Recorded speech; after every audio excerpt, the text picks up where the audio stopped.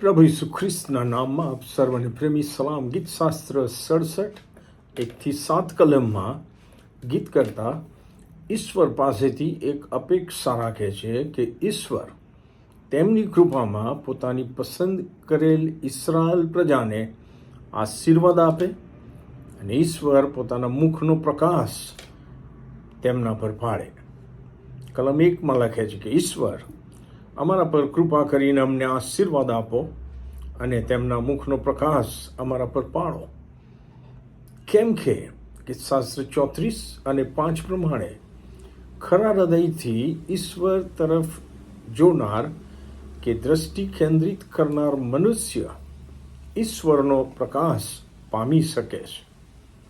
ત્યાં લખ્યું છે, ઈશ્વરની તરફ જુઓ અને પ્રકાશ પામો, એટલે તમારા મુખ કદી ઝંખવાણા પડશે નહીં.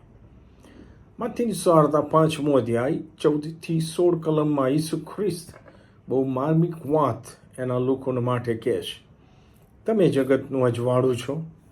પહાડ પર વસાવેલું નગર સંતાઈ રહી શકતું નથી.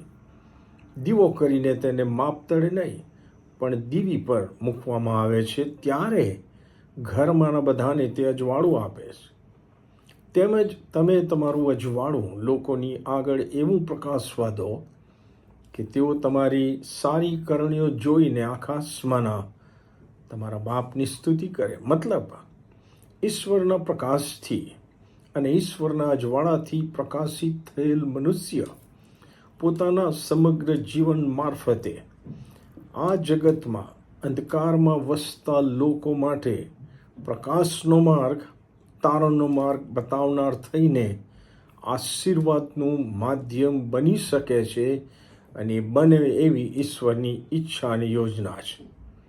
ગીતશાસ્ત્ર 67:2-4 કલમમાં ગીત કરતા આ પ્રમાણે લખે છે,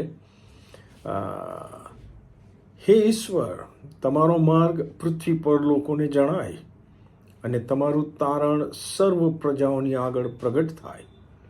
પ્રજાઓ આનંદ કરે અને હર્ષથી ગાય, કેમ કે તમે લોકોનો અદલ ઇન્સાફ કરશો અને પૃથ્વી પરની પ્રજાઓ પર તમે રાજ કરશો.